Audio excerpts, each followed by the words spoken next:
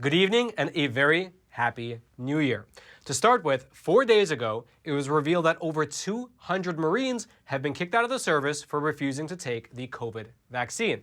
However, that is not the full picture, because when you actually go in and you crunch the numbers, there are still several thousand Marines that are in danger of getting fired due to the vaccine mandate that's being pushed by the Pentagon.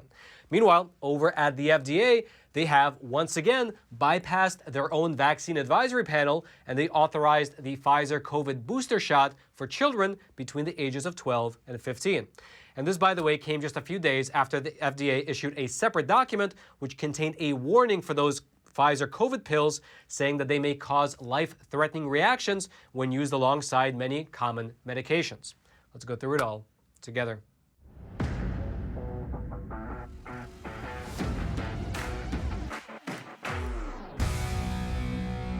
This is your daily Facts Matter update, and I'm your host, Roman, from the Epoch Times. And now let's begin today's discussion by talking about children. And to start with, 3 days ago, Dr. Fauci made a very, you can say, interesting statement. He said that American hospitals are now overcounting COVID cases in children because children are being automatically tested when they are admitted to a hospital. Let me just repeat that. Dr. Fauci said that hospitals are overcounting cases of COVID within the children population because as soon as a child enters the doors of a hospital, he or she is tested for COVID. Meaning that, for instance, if a kid goes to the hospital because he has a broken ankle, well, as soon as he enters the doors, the hospital will check him for COVID, and then if he happens to test positive, well, that will then be registered as a hospitalized COVID case. And if all that sounds familiar to you, well, that is because for the last year, skeptics of the media narrative surrounding hospitalizations have been saying the very same thing in regards to adults. However, they have been typically dismissed as being some kind of fringe or a conspiracy theorist. Regardless, though, that is exactly the reasoning that Dr. Fauci claimed was leading to such a spike in the number of hospitalized children. Now, the reason that Dr. Fauci even came out and made such a statement is because at this very moment, there are several news outlets throughout the country which are reporting that hospitalizations among children with COVID to be specific, have been increasing over the last several days. And as a response to that, here's what Dr. Fauci said in this regard when speaking to a host over on MSNBC. If a child goes in the hospital, they automatically get tested for COVID, and they get counted as a COVID hospitalized individual, when in fact, they may go in for a broken leg or appendicitis or something like that. So it's overcounting the number of children who are, quote, hospitalized with COVID as opposed to because of COVID. Now again, if you have been following this story for any length of time, then that statement by Dr. Fauci might be a little bit jarring to you. In fact, that is very much a significant change in the narrative that's coming out of the US government around the issue of hospitalization in regards to COVID cases. Because, as you likely know, over the last year, skeptics have repeatedly made the same claims about COVID hospitalization numbers, that they were inflated because everyone who goes to the hospital, well, they have to get a COVID test regardless of what they came there for. However, those skeptics over the past year, they have been largely dismissed as being either fringe people or conspiracy theorists.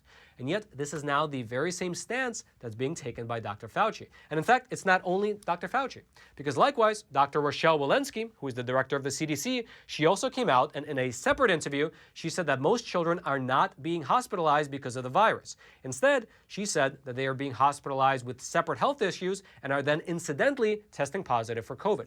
Here's specifically what she said during a phone call with reporters. Many children are hospitalized with COVID as opposed to because of COVID. However, regardless of the government's shift in narrative, just yesterday, the FDA once again bypassed their own advisory panel and they authorized the Pfizer vaccine booster shots for children between the ages of 12 to 15 years old.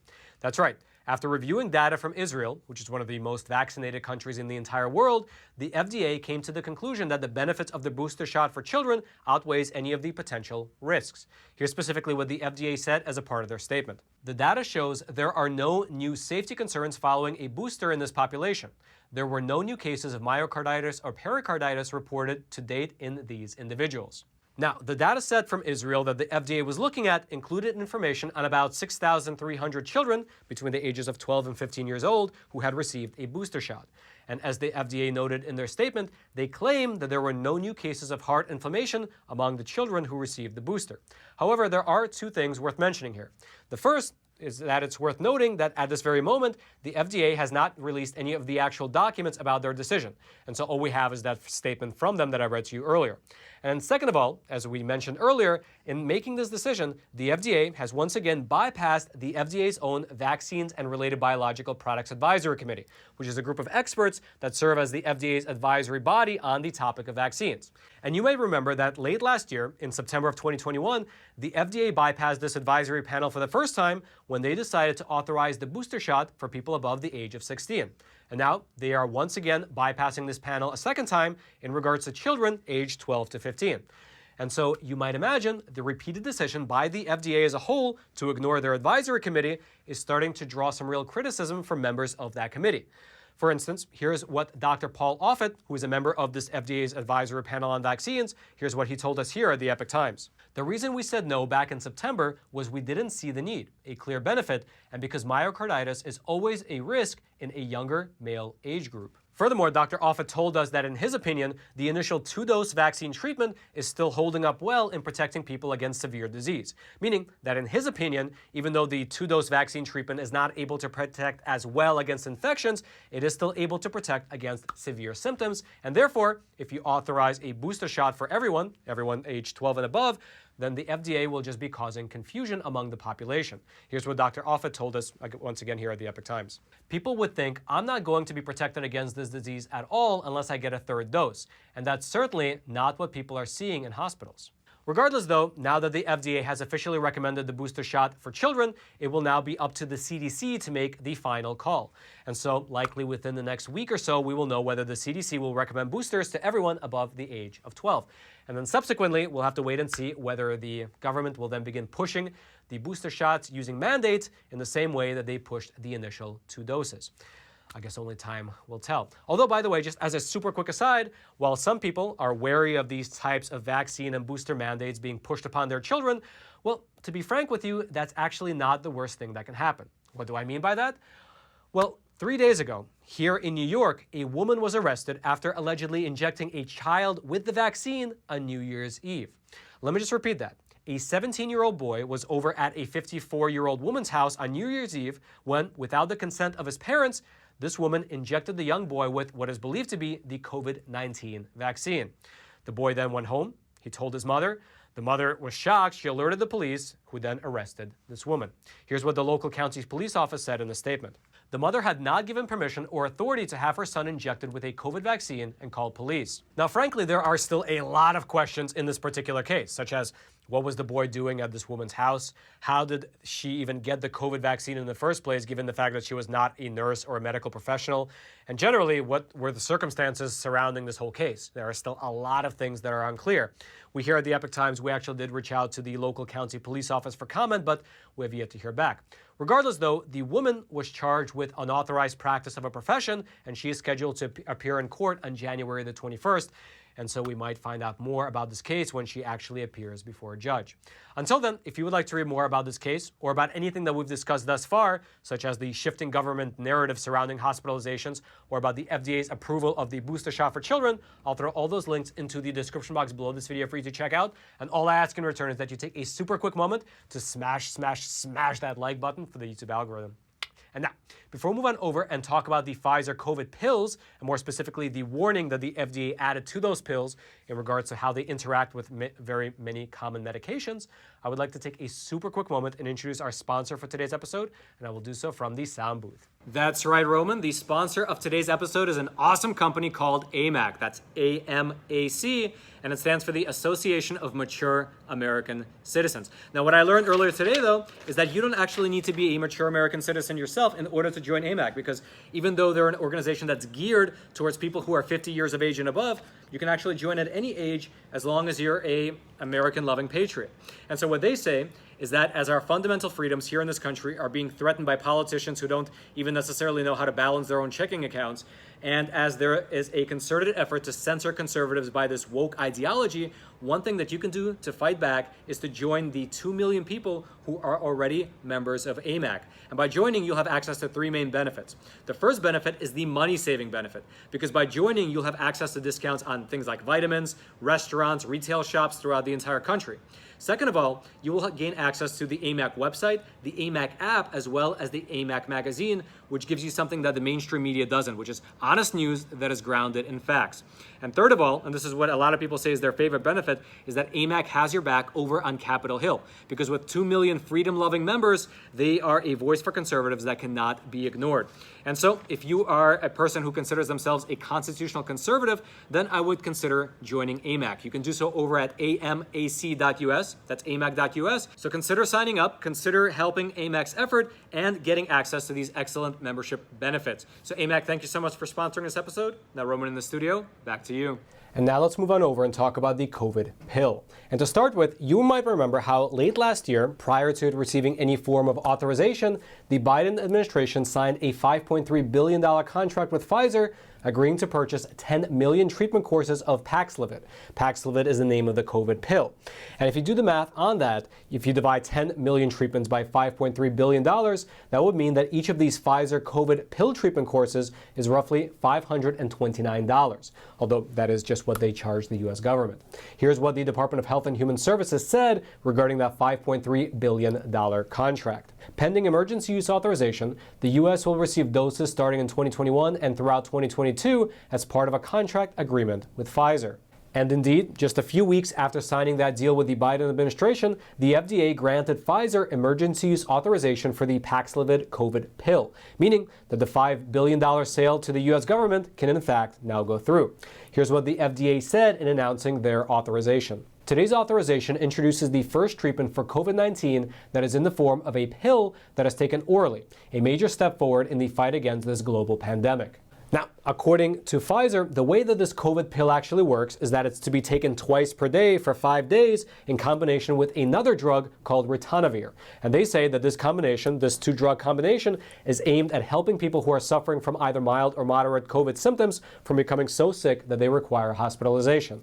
Here's in fact how the Pfizer CEO described the Paxlovid pill treatment. This breakthrough therapy, which has been shown to significantly reduce hospitalizations and deaths and can be taken at home, will change the way we treat COVID-19. And indeed, according to research that was sponsored by Pfizer, this new pill treatment is able to reduce the risk of death or hospitalization from COVID by up to 89% if it's taken shortly after symptoms appear. Although again, that was Pfizer's own research, so take it with a grain of salt. You should probably read through it yourself. I'll throw a link to it in the description box below. Regardless though, not everything is rosy regarding this new Paxlovid treatment.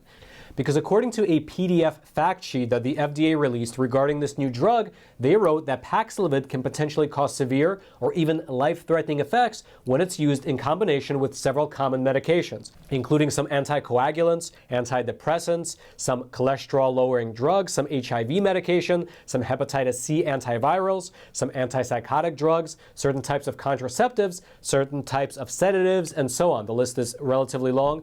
And then furthermore, in that same fact sheet, the FDA also noted that they do not recommend Paxlovid for people with either severe kidney or liver disease.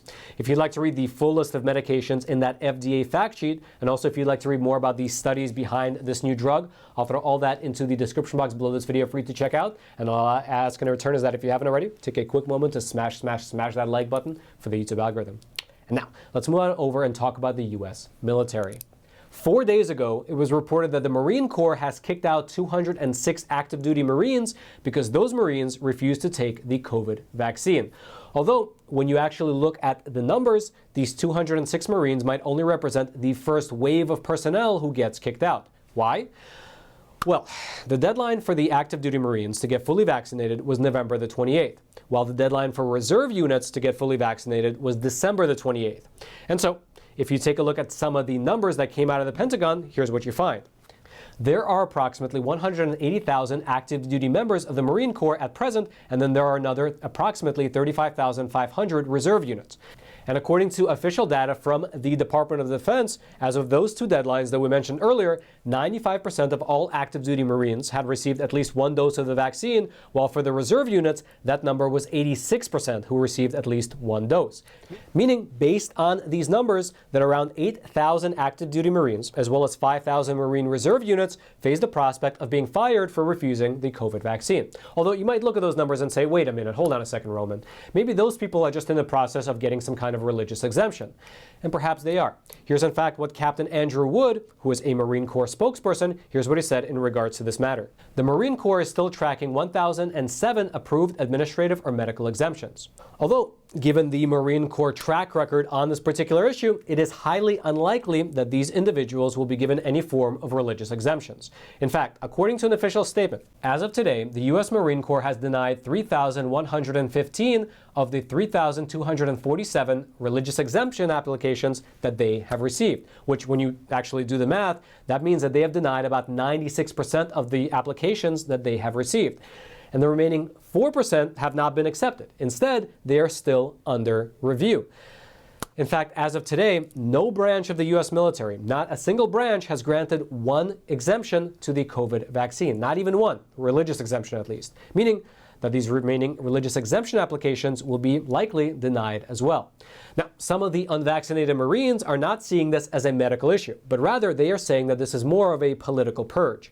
Here's in fact what one major within the Marine Corps, who's been in the service for 17 years, here's what he told Fox News under the condition of anonymity. There's something fundamentally wrong at this point with our nation's leadership. We are facing an unconstitutional edict that I think is very targeted as a political purge, taking out some of the best and brightest soldiers, sailors, airmen, Marines, and Guardians from the Space Force. However, as all this is happening, the new year brought a bit of irony to the situation. Because on January the 2nd, so just 2 days ago, Mr. Lloyd Austin, who is the U.S. Defense Secretary, and he's the one who's actually been pushing all these mandates on the armed forces, well, he tested positive for COVID. That's right, Mr. Lloyd Austin, who is fully vaccinated, who has received a booster shot 3 months ago, he tested positive for COVID, and he is currently quarantining at home. Here's what he said as a part of a statement back on Sunday. My symptoms are mild, and I am following my physician's directions. I will retain all authorities. Deputy Secretary Hicks will represent me as appropriate in other matters. In that same statement, he also noted that he has not been in contact with Joe Biden, and that the last time he was actually at the Pentagon was on Thursday, where he met briefly with a few members of his staff while he was wearing a mask. Now, according to Mr. Lloyd Austin, he was told by his personal physician that the booster shot, which he received 3 months ago, quote, rendered the infection much more mild than it would otherwise have been. And then, to finish off his statement, he also added this. The vaccines work and will remain a military medical requirement for our workforce. I continue to encourage everyone eligible for a booster shot to get one. This remains a readiness issue. If you'd like to read more about either the vaccine mandates being implemented throughout the entire military or about the situation with Mr. Lloyd Austin himself, I'll throw all that into the description box below this video for you to check out and go deeper into the stories if you'd like. And all I ask in return is that if you haven't already, take a quick moment to smash that like button for the YouTube algorithm. And now, since you've completed this episode of Facts Matter, I would highly recommend that you go on over to Epoch TV and check out a great episode of Truth Over News, where Jeff explores the question of how China has been using globalism as a Trojan horse to advance its own interests. Here's a trailer for that episode. The United States is a republic with a constitutionally limited government, and its citizens are protected by the Bill of Rights. It's our very willingness to live by our republic's charter, the U.S. Constitution, that allows us to maintain our freedoms, ruled by law instead of being ruled by man. Globalism seeks to subsume constitutional law, centralizing authority within a small group of decision makers. The end goal of globalism is the establishment of a world government and the global rule of law, under which nation states cede judicial authority to supranational courts. China has chosen to align itself with the globalists of the EU, but only as a means to their ends. But China has no interest in a world government. China's intentions are loftier than that. China wants to be the world's government. If you want to check out that awesome episode, as well as all the other phenomenal content over on Epoch TV, I'll throw a link to it. It'll be right there at the top of the description box. I hope you click on it, hope you check it out, I hope you subscribe, and I hope that you join us on this journey of exploring this beautiful, beautiful world through honest journalism that is based in truth and tradition. Now lastly, if you haven't already, smash that like button for the YouTube algorithm. Subscribe to this YouTube channel if you haven't already, in order to get this type of honest news content delivered directly into your YouTube feed while YouTube still allows it. Also, consider hitting that notification bell so you can actually be notified of any new videos as we release them. And then lastly, if you happen to have a Telegram account, consider following us at FactsMatter_Roman. That way, in case anything ever happens here on YouTube, you will always get a link to wherever we publish our episodes. And then until next time, I'm your host, Roman from the Epoch Times. Stay informed and stay free.